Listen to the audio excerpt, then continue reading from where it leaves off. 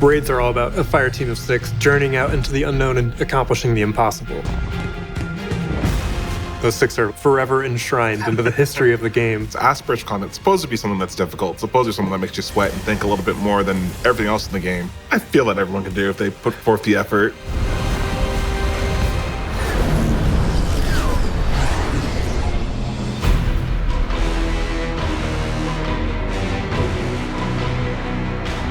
The theme of Root of Nightmares is all about balance, and internally the codename was Raid Harmony, specifically for that reason. So it's all about using both light and dark, and we wanted to really make that shine through the encounter mechanics. In order to progress forward, you don't need just light or just dark. You need to work them and mesh them together in order to get through everything.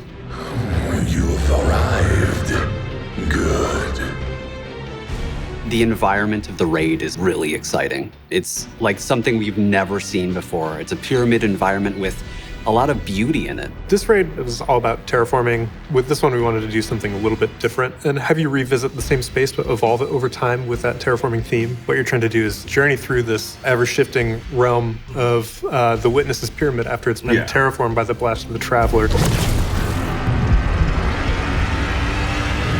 Our whole process starts off with a huge brainstorming session. Everyone that's a part of Raids and Dungeons gets to join it. As that develops, we get core ideas of what we want to pull out, and then from there, designers come in and pick up the idea. So like Skizzen was a big one. For that encounter, we developed jump pads that you can shoot and launches your character across the arena, and we're like, oh, that's really fun. After some testing where people died a bunch. Only a few times. Only a dozen or once so. Or twice. It's fine.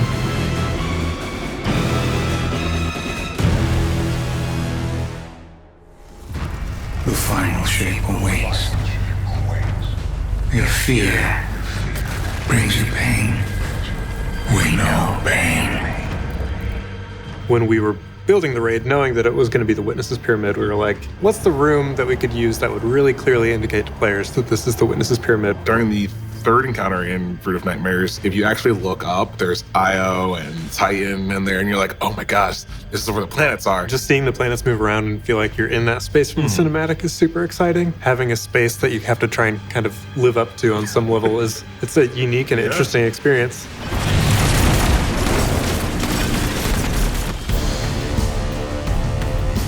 We want to pay off big story threads. Like that's one of the things that is really critical for us on Raids and Dungeons is having a boss that you're excited about wanting to kill them because you know who they are, you know what they've been doing. Nezarek, he whispers to people in your brain. It's not a thing that you like other people to be in. On Neomuna, there's the CloudNet. All the citizens who are in there, they're sort of getting their brains infected by his whispers. Free me.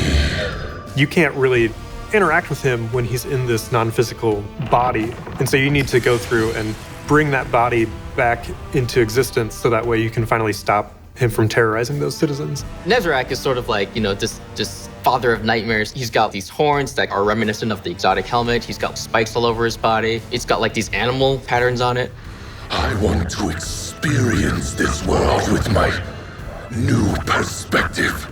He's broken up into a bunch of pieces and he's dead, but he gets revived using the Traveler's Light. So he becomes half nightmare, pyramid sort of creature, half light. When you see something in front of you in the game and then it looks angry and it has a beast, kind of like animal sense to it, and it moves, you want to get out of the way.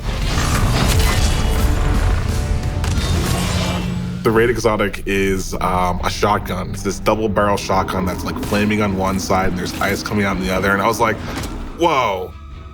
And I had people and friends in tests that like aren't even involved in raids. I'm like, yo, you gotta check this out. It feels so unreal in the best way, blending both light and darkness. It will fire first its stasis shot, and then it will fire its solar shot.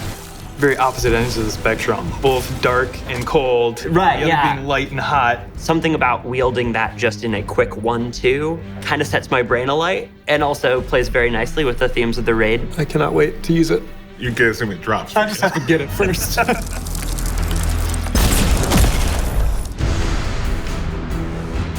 If you're willing to talk with your friends and put in a little bit of work, and you can do it. And die once or twice, or in 12. some cases 12 times. The goal is to drive a lot of that communicative friendship with people and have that shared bonding experience in a way that tests you in ways that you don't always get in other content in Destiny. We really want to test the bounds of what you're capable of. I think just hearing the word raid scares a lot of our players. And I always tell people, I'm like, we're doing something that's fun, that's a little bit more difficult than you're used to, but still a ton of fun.